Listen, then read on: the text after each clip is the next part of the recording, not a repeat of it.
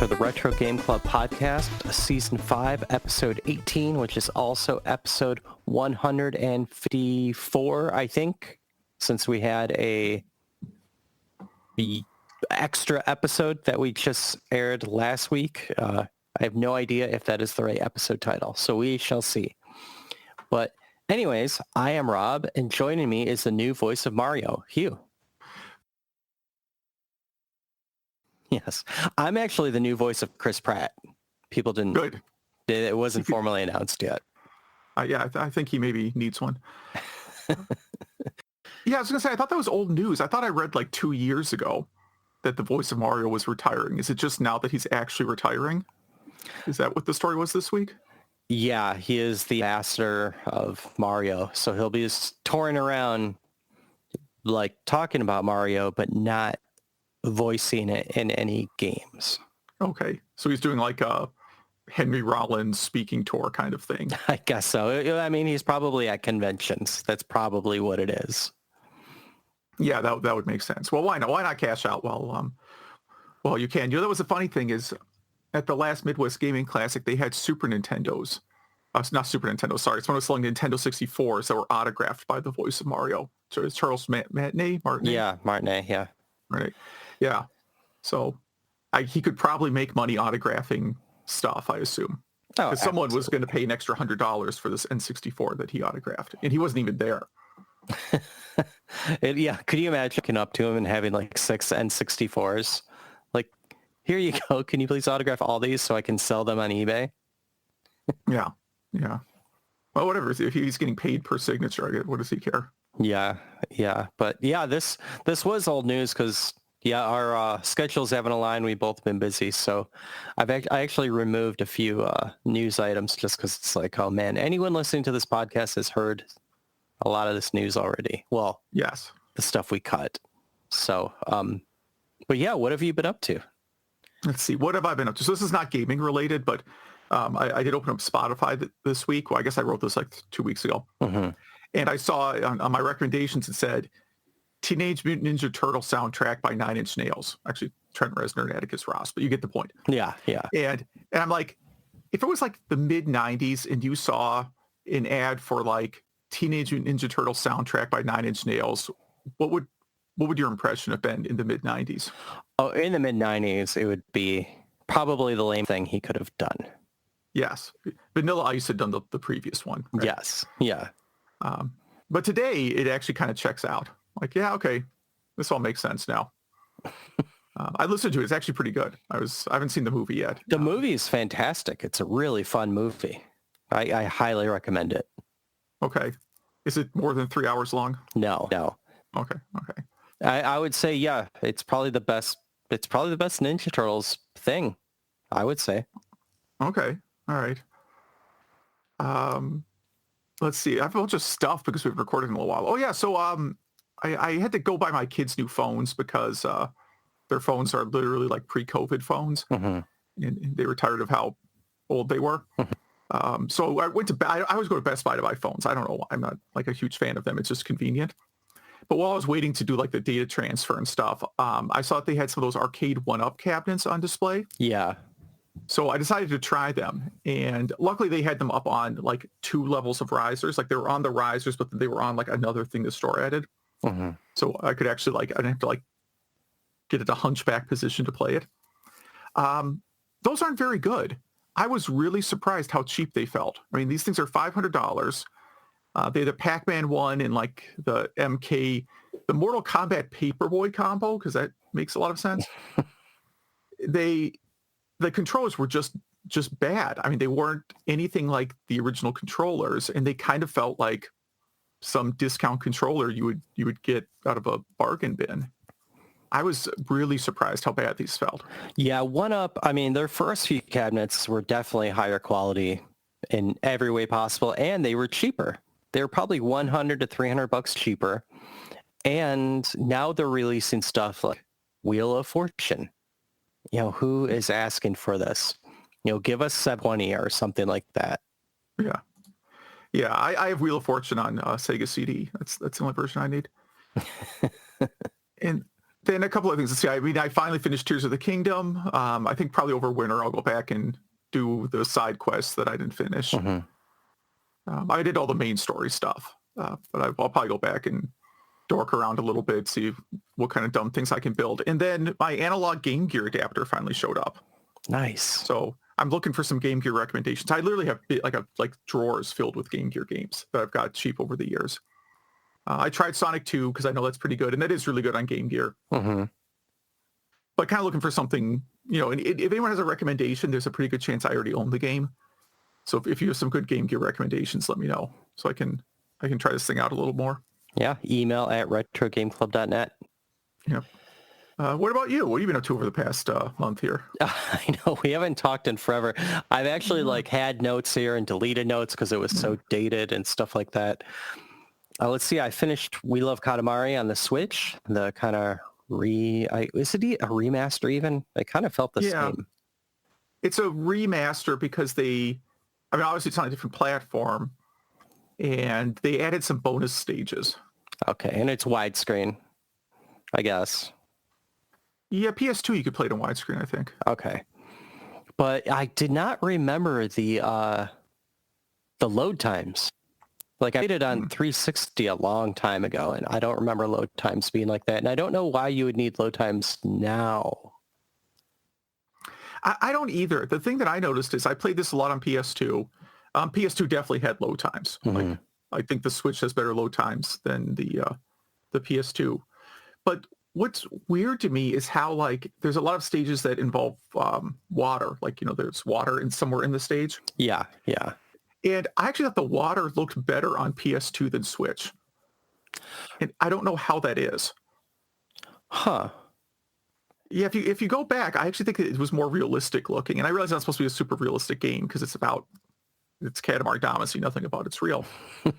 And I just thought I thought that part looked better. I think overall the Switch version looks really good. Just that one thing kind of struck me as, hey, that's weird. Huh. No, I don't remember that. Okay. It's still a great game though, right? Oh yeah. Yeah. It's really addictive. Yeah. It's definitely an upgrade from the first one. I mean, I like all of them, even though they're all pretty much the same. Even the Vita one, even though you could use that back touch screen on it, it still felt like pretty much the same game because it was the same songs and mostly levels. Yeah. I mean, the Vita version I think is kind of the weakest. The PSP version is surprisingly good. It's like a kind of a best of collection. Yeah. I'm trying to think what else. Oh yeah. So I decided I wanted to play a game system that I never play that I own. So I pulled out the Oculus Quest 2 and played Vader Immortal, which was a very, very fun experience. Okay. I thought you played the fun game called Accidentally Falling Down the Stairs. No.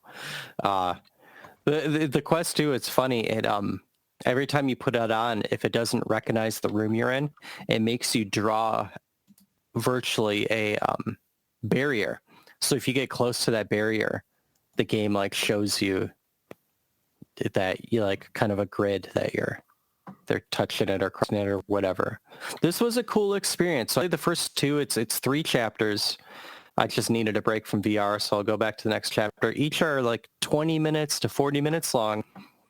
And you start out in a spaceship with your robot companion piloting, and you somehow get, I guess, not transported, that's the wrong word, but somehow hyperdrive kicks in and you end up at, what's the planet with Darth Vader's castle again? I keep forgetting.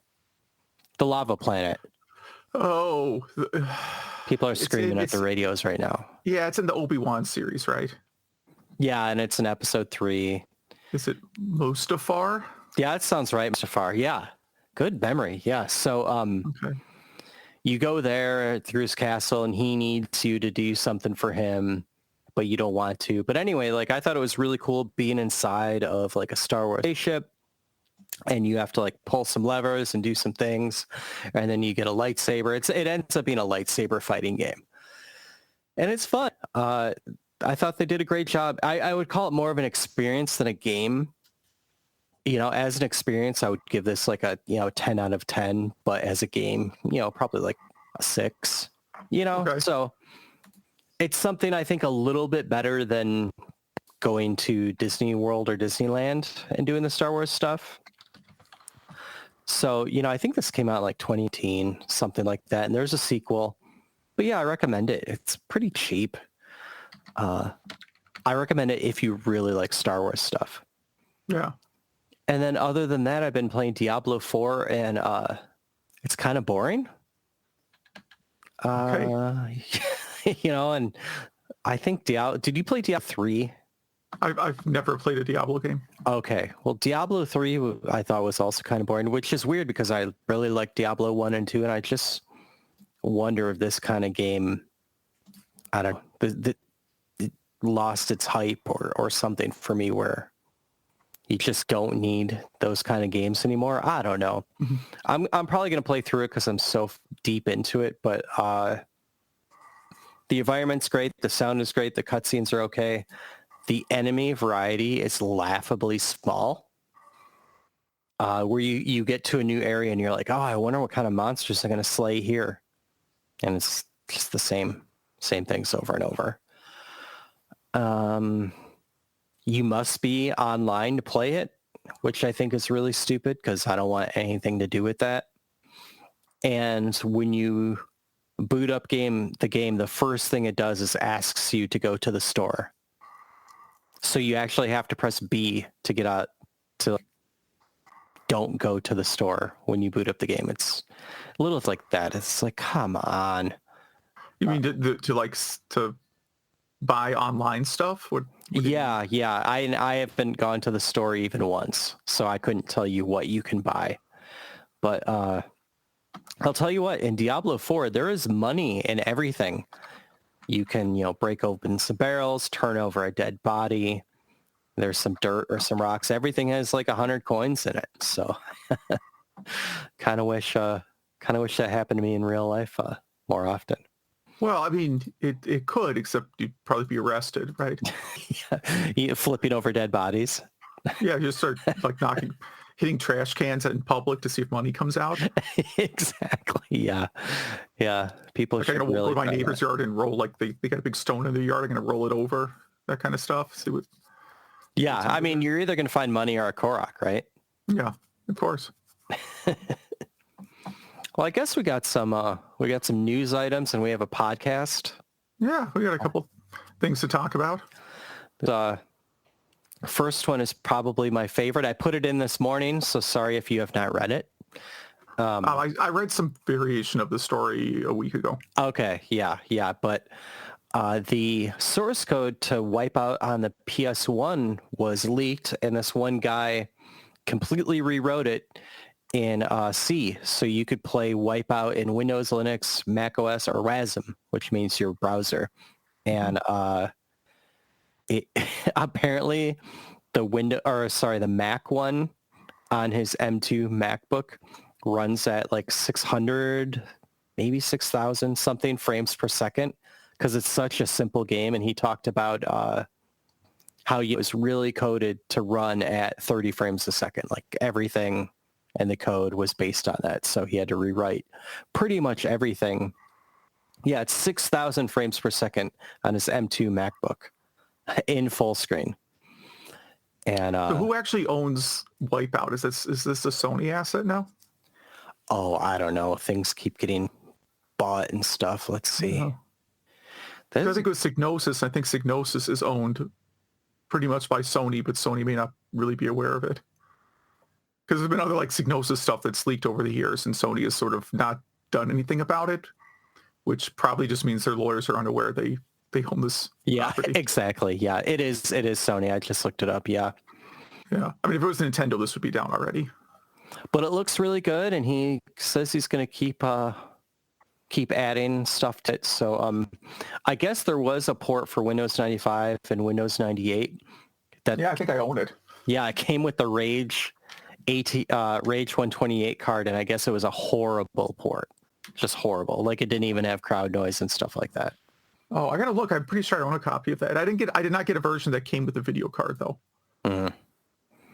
But yeah, it was really cool write up, and he talks about how he did all this stuff. So download it while you can. Let's see. The next one could be Doom run in our Doom running on things segment, but I think I put it elsewhere. No, that is where I put it. That's where you put it, yeah. Yeah. So a long time ago, we talked about the Doom 32X port and how bad it was. And this one guy just updated it. And, he put like the missing levels and stuff like that. And when we posted this story, this port reached 3.0, and now it's already at 3.1. But 3.0 adds things like it can use the Sega CD for audio now. Yeah, I saw that. That is really cool. So you could you could burn the original game soundtrack. Yeah, that's awesome. And then it probably performs better reading this if you play off Sega CD, because it mentions it uses the Sega CD hardware for the sound driver. Mm-hmm. Yeah. So it's offloading that work from the 32X. And it brings it from 60 to 128 sprites at once. Gets rid of some random flicker. Just a bunch of stuff. So if you're a Doom fan, if you're a 32X fan, this is definitely for you. Yeah, I guess I should try this because, I have all the hardware to do this. And I own 3 copies of Doom for 32X because that's a normal thing to have. Yeah, absolutely. No, it's from early like eBay and garage sales when 32X games were like things people didn't want. Mm-hmm. So I bought a couple of lots of 32X games off of eBay back in the day, and every single one of them had Doom. Oh, of course. So I ended up with a bunch of copies of Doom for 32X, and I don't know what though. I guess I could sell a couple of them. That makes sense. Doom and Doom 2 were like the hottest games at that time, right? So like on any system. So if you saw it, you bought it. Yeah. Yeah. And again, for the time, the 32X version is not that bad. For the time. Yeah. Yes. Yeah. Like to be blunt, like I actually prefer to like the Saturn version of Doom. The Jaguar version, I think of the home ports, the Jaguar version turned out best. Mm-hmm. Yeah. Apparently this now supports the Sega mouse. Yeah, yeah. I guess is a thing. Yeah, yeah. No, there weren't a lot of games that used the Sega mouse, but that is a real thing. I actually have a copy of someone posted Sega's documentation on how to program for the Sega mouse. So I was debating writing a demo of using the Sega mouse, except I don't own one. And they're probably $1,000. Yeah, that's probably safe to say. I know the Sega Power Strip I had that blew up, which is from the same era, is easily over 100 on eBay. That's insane. And this also fixes deathmatch, which how would deathmatch be a thing? Does it do like split screen or something? It had a deathmatch mode, and I thought it was. Did they add it? Or? You can't link I'm thinking the Jaguar. No, I'm thinking of the Jaguar because the Jaguar had like the Jag link cable.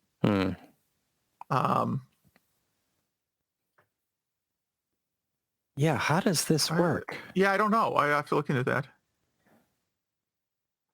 So mostly what I'm finding on eBay is the Dreamcast mouse, which I also forgot existed. Mm-hmm. The only listing I see right now is Sega mouse missing ball, 1999. Oh. I guess you could buy a ball for it, huh? Is it a standard ball, or is it going to be, you know what I mean? Like, is it just the same one you would get from any mouse, or? Yeah, I don't know. It's got it, right?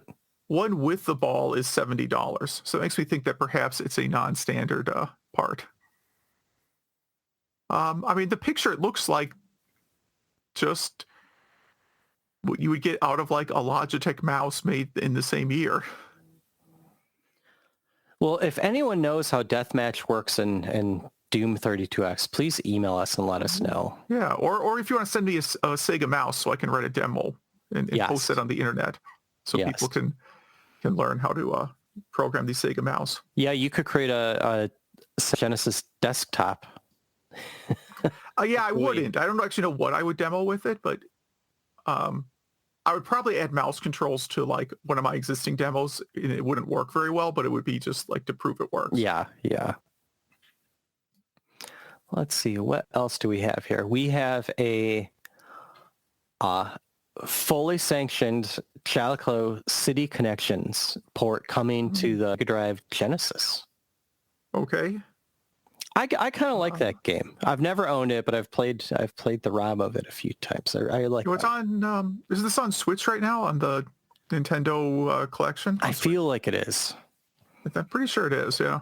I remember the first time I played it was the first time I played Zombie Name 2, which was when I downloaded that CDR of the NES emulator for Dreamcast. I don't know why I have a vivid memory of it. And I thought that was the best emulator, but, I had nothing to compare it to at the time. Yeah, we already talked about the Mario voice. We'll skip over that one.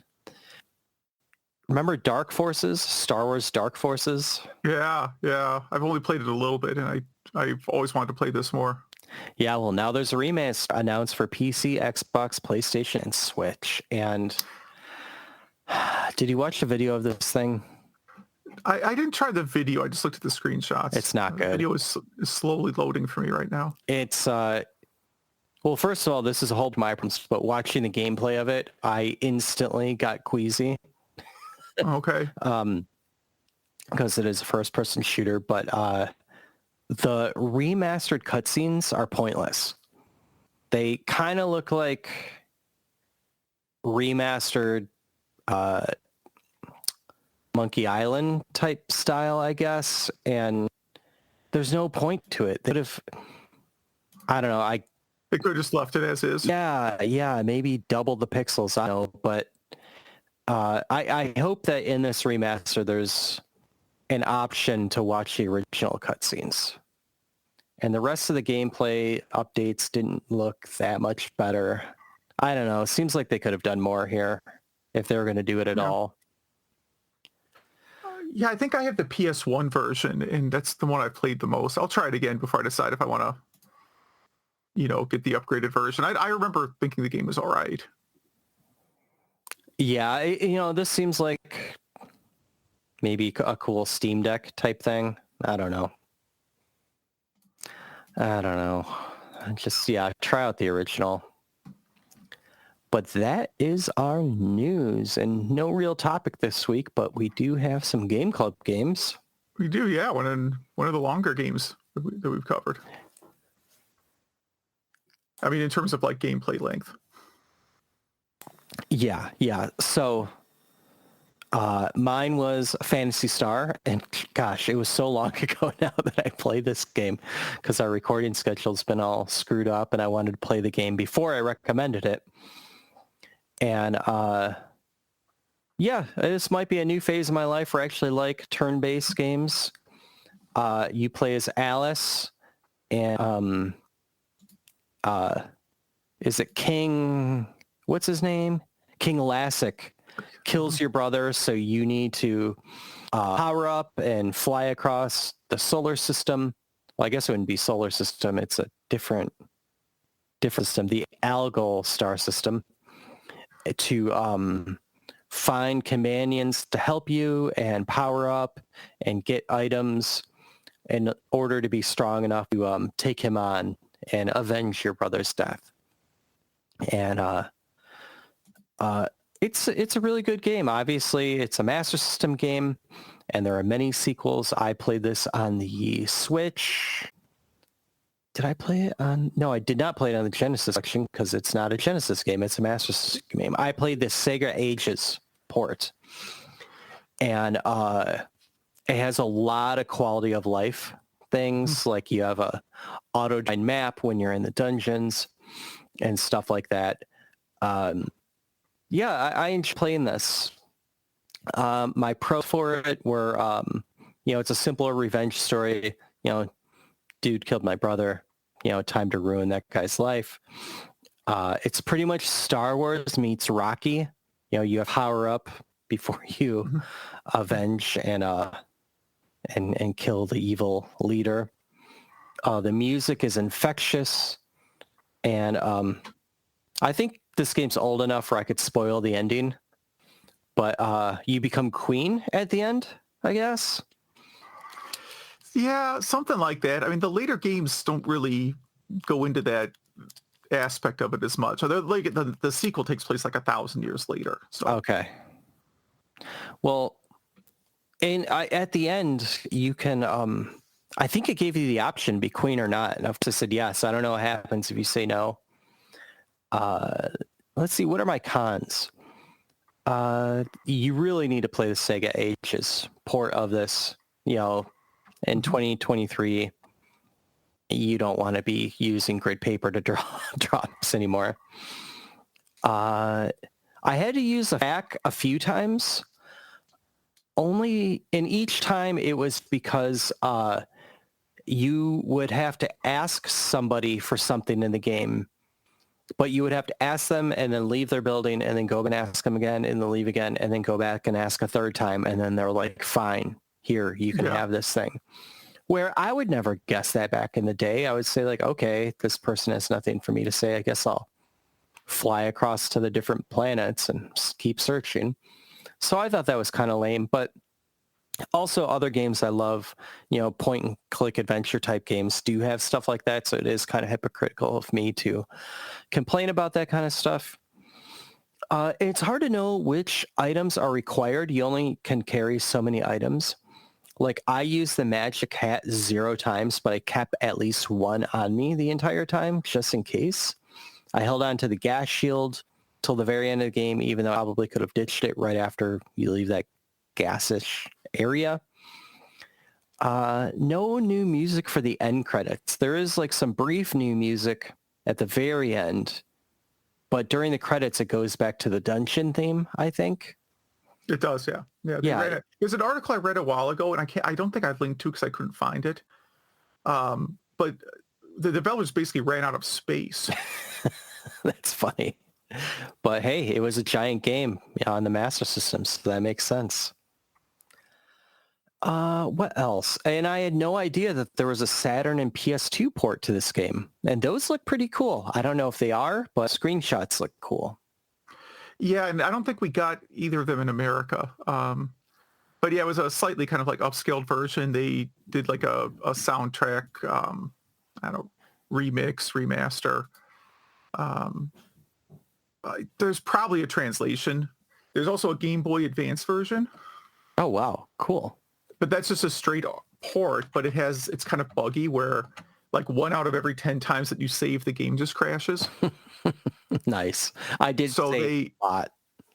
Yeah. Well, on that one, you have to save a lot because at any moment you could click save and the game just literally shuts down. So I don't really know what caused that bug. But anyhow, those are there. It's on one of like the Sega collections for PS2, I think, has it, because you could run it on you could run it on a Sega Genesis, and I think there's like I don't know if it's an enhanced version, but there's like definitely a different like sound version. Yeah, because there are like 2 different. Oh, the FM chip things. Or whatever. Yeah. I think Sega Ages uses that sound. I could be wrong, but I think it does. So when did you first play this game? So I actually played it way back in the day. I originally played Phantasy Star 2 on the Genesis because I was just starting to get into Japanese RPGs at one point, when I was younger. Mm-hmm. And I said, that's pretty cool. I got to go back and track down the original. And again, I'm like 17 or something. I'm not very old, but at this point in time, Sega was basically giving away the Master System. Not the Master System, sorry, the power-based converter. Yeah, they had all these offers to get like a free power-based converter, or a heavily discounted one. So I got a power-based converter and a copy of Phantasy Star, which I'm sure now I could eBay for way more than what I paid for it. Mm-hmm. And yeah, I was pretty impressed. I was actually kind of surprised that this was like the same generation as RPGs on the NES, because if you show this like side by side to the original Final Fantasy, these don't even look close. Mm-hmm. They just literally don't look like they're the same generation. Final Fantasy, of course, would ultimately surpass the Phantasy Star series. I think everyone knows that, but on day one, they were just light years apart, both in terms of like graphics, music, and Final Fantasy, of course, has a great soundtrack, but the original Phantasy Star was ahead of it. Music, graphics, 3D dungeon, even storytelling. The original Final Fantasy had your 4 dudes go find the crystals. That was the story, right? Yeah. But as you mentioned, though, it's very, very difficult, and you did have to create a map back in the day, and a lot of the puzzles were just totally obtuse. Like finding the cake shop. There's a cake shop that, for whatever reason, is in the bottom floor of a dungeon. Yes. Yes. He even apologizes for that when you get to him. Yeah. I don't know why he doesn't find a new location. And there's one secret door in the entire game, and it's the door to the last boss. Mm-hmm. Yeah. Which I assume you got out of the FAQ or something, because that takes a lot of trial and error before you realize that is the only hidden door ever. I forget. I think at that point, since it was such a big dungeon, that I just had a map out. Okay. So I think I already knew where to, because I didn't want to search around at that point. And that was one thing I wanted to add is the game does outstay its welcome just a little bit, because it is pretty grindy. And like you said, some of the dungeons have like a trap door where you have to use, is the cat's name Meow? Yeah. That's how I would pronounce it. Yeah. So you have to use Meow to search for it, and the only way to probably find it in the beginning is to fall through it. So just kind of stuff that where you're like, this didn't need to be here. This game is long without that, Now, did you look up the Sega hotline counselor walkthrough? No, I didn't. So there used to be a 1-800 Sega number, and all those documents have leaked to the internet by now. And yeah, they have like just huge, maps, walkthrough of everything. It's great. I downloaded all of them a while ago. I think I put them on my Kindle because they're just kind of fun to look at. Yeah. Nice. So are you a fan of Phantasy Star? Yeah. I overall like the series. Which one do you think is the best? 4 is sort of the overall best, because at this point, it's still a little bit grindy, but they worked out, kind of all the kinks in the system. It's visually closer to Phantasy Star 2 than any of the other games. But it's like, the art style is a little bit different. So it looks really good. Music's amazing. It's like a sort of final story wrapping up, the previous 3 games. And it has a, good variety of characters. You're not just playing with the same 4 the entire time. Phantasy Star 2 and 3 have like a cast that changes. The original, you just have the 4 people that you have. So you get like a pretty good cast, good story. I think it's overall really good. If there's a version with like less grinding, you'd probably like it. Okay. Yeah. I have the Sega Classics collection on Switch. I think it has all the last 3 Phantasy Stars. So I'll have to look at that.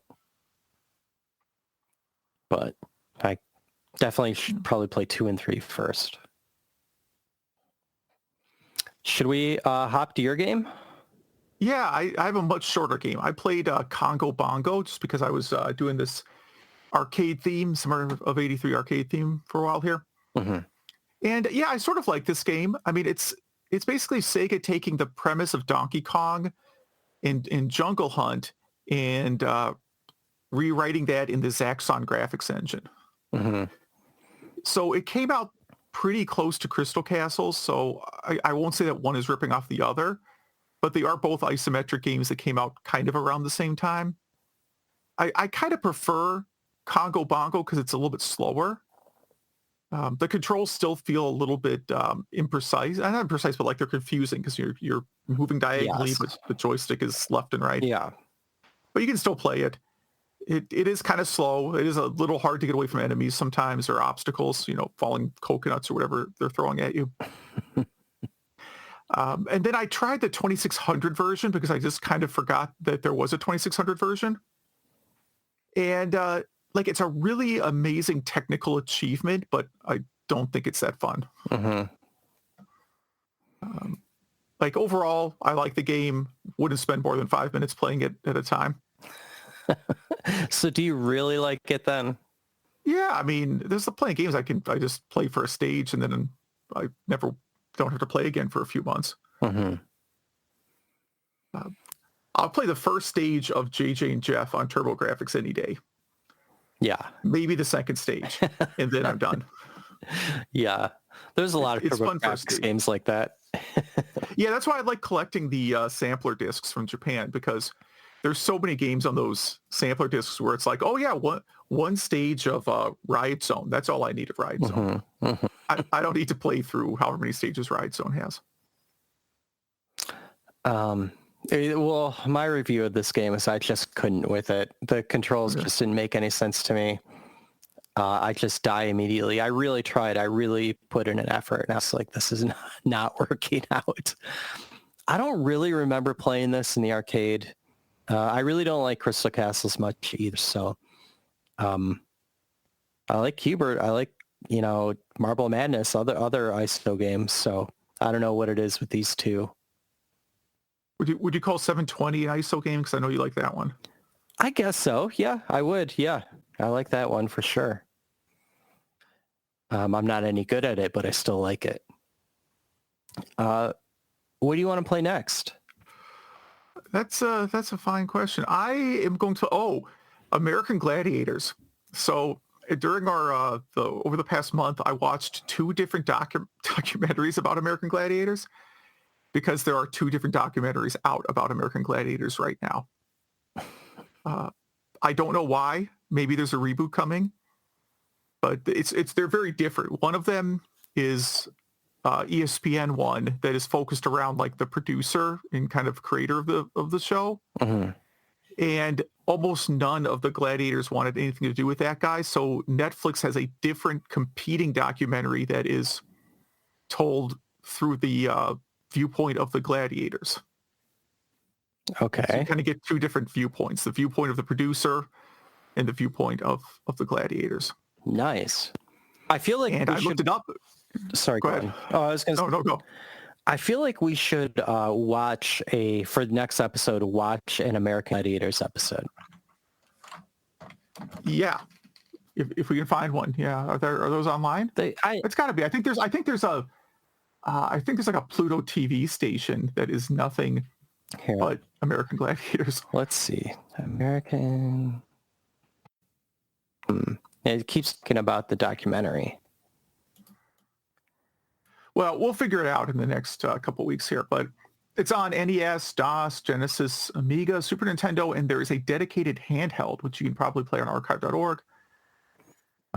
Play any version. I don't care. Other than the LCD version, they're all probably similar. Yeah. Mechanically similar. Obviously, they're going to look different. Well, I'm going to play Street Fighter 1 or Fighting Street on the TurboGrafx. And the reason is because when we were going to record last time, that's when Evo happened, the fighting game competition.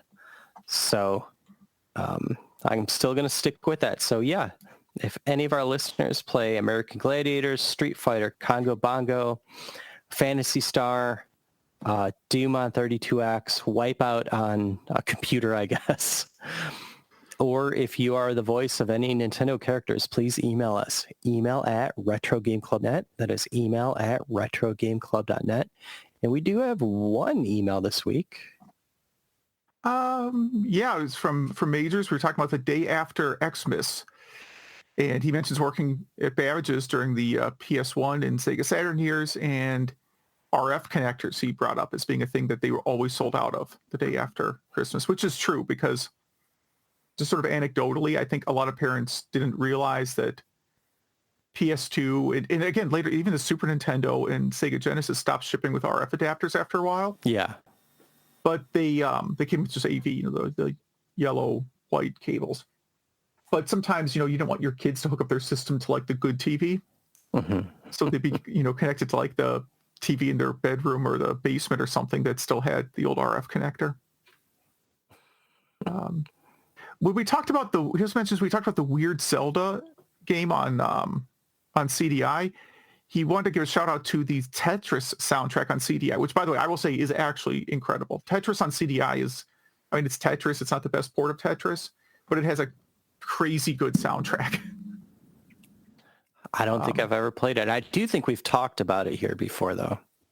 Yeah, it doesn't use any of the songs from like the NES or Game Boy version. It has this like sort of ambient-ish music that kind of changes based on stage. You have to see it sometime. It's much better than you are probably thinking. Let's see here. I'm seeing which of the Game Club games you want to bring up. If you like Crossbow, if you like light gun games, Virtual Cop is a good alternative, which I agree with. So he mentions picking up, so I don't know this system, Anbernic RG351V emulation box, which looks like a Game Boy clone in like a wood grain shell. Have you seen one of these No, before? I haven't. The screen looks nice. Yeah, but apparently it runs RetroArch just fine. It cannot handle PSP or PS2 games, but the 16-bit era stuff is all fine. Cool. And he also wants to send some pictures of a Racing Force cab he recently picked up. It's nice. Have you played Racing Force? I don't think so. That cab does not look familiar to me at all. That seems like a AI-generated arcade name, though. It does, yeah. I in one of my demos, I have an arcade, and you can walk up to the arcade games. I had to make up fictional arcade games, and I think I came up with things like Drive and Crash, maybe. I don't remember exactly what I came up with, but they were all named sort of like that. Another one about like Save Chicago from Scumbags and Lowlifes or something was one of the other. That was the plot of one of my other games that I didn't make, because I was spoofing Narc. That was the premise of Narc. Yeah. Have we done Narc as a game yet? I feel like that sounds familiar. I feel like we did that one, but we may have just picked a game that was like Narc. You know what I mean? And talked about it briefly. Okay. Also some feedback on this week's Game Club games. Congo Bongo, he also is not a fan of isometric games, like you said. Did pick up the Sega SG-1000 version, and it is awful. And Phantasy Star, he remembering the ads, it said 4 mega power plus battery backup, which I guess, I don't know what's 4 meg of what, but it was, I believe, like I said, I think it was like the cartridge was full. I think they maxed out how much space you could use on a Master System cartridge. I mean, maybe they could have optimized it more. But he said he enjoyed it a lot. Beat on his Master System and played all the sequels during the Genesis years, but did not get into the later Dreamcast games. And I guess on social media, we asked, what was your first CD burned? He answered that in the email, but we have a bunch of other responses. He said, first CD he burned was Tekken 3 for the PS1. Back the drives back then were about $600. That must mean he modded his PS1. Probably, yeah. That was dangerous back in the day. You could easily brick your PS1 with those chips. You could, yeah, or whatever the hack was to play them. There was a chip back then, right? You probably had to go to like some weird store to even import one of those, right? I actually. There was a website I found that I bought them from a guy we've been trying to interview on this podcast a few times. Oh, really? Is this the one you mentioned in email a couple days ago? No, it's not. That we possibly offended? Possibly, with our no. coverage of the TurboGrafx? Yeah, no, not him. Okay. But yeah, Majors, thanks so much for the email. And if anyone else wants to email us, email at retrogameclub.net. We appreciate Majors. There's been a few episodes there where if he didn't email, we wouldn't have had any emails. Let's see. A lot of other people on social media wrote what their first ever CDR burn was. And A lot of people wrote about 90s music. A lot of those, yeah. I see, making CDs, road driving mix, first 2 Weezer albums fit onto a single CDR. Yep, some anime artwork. Yeah. Downloaded a concert off LimeWire that featured Pearl Jam and Smashing Pumpkins. Nice. And someone else did Diablo 1, and someone else says but they just remember it taking forever because it was next burner. Yeah, that was you kick it off and you hope there aren't any errors along the way. I remember mine was really bad. It was, I was running a BBS back in the day that had some not so legal software downloading on it. And I needed more hard drive space. So all those files available for download, I've been CDR. And so people had more room to upload more not very legal games. So mine was pretty nefarious. Okay, so I because I was a digital hoarder, and sometime during COVID I had like boxes of old CD like backups and stuff, and I ripped them to CD images because like I have a ton of hard drive space now, and it looks like my first CDR was mostly backup, like I was running out of hard drive space. But I'm looking through here. I mean, I have like backups of a lot of apps. So I could do an article on what crazy stuff I saved and why. But I have a folder there called Doom Wads that is pretty huge. I'm guessing that probably took up a lot of space. I have another folder just called Games with a bunch of what looks like a bunch of DOS games. Probably maybe some Windows 95 games. I don't know. The folder I have called MP3 looks like it is all Dragon's Lair Attract trailers. I don't know why I made a folder of that. And then a bunch of unfinished programming projects. Oh, this is fun. Maybe I'll just post an article of what was on my first CDR disk ever from whatever year this was that I bought a CDR drive. It wasn't 95, man. It wasn't until like the year 2000 that I could afford one of those. Yeah, I'm trying to think. Mine was probably 94, 95. I knew someone with a CD burner. That's how I did it. And then, I think 96 was my first CD burner. But again, that's email@retrogameclub.net. And Zach does all our socials. So we have a link tree in our show notes that you could find all those. And please give us some stars on Apple Podcasts and stuff like that. If you've listened this far, please do that. Yes. And thanks for listening. Yeah, thanks for listening.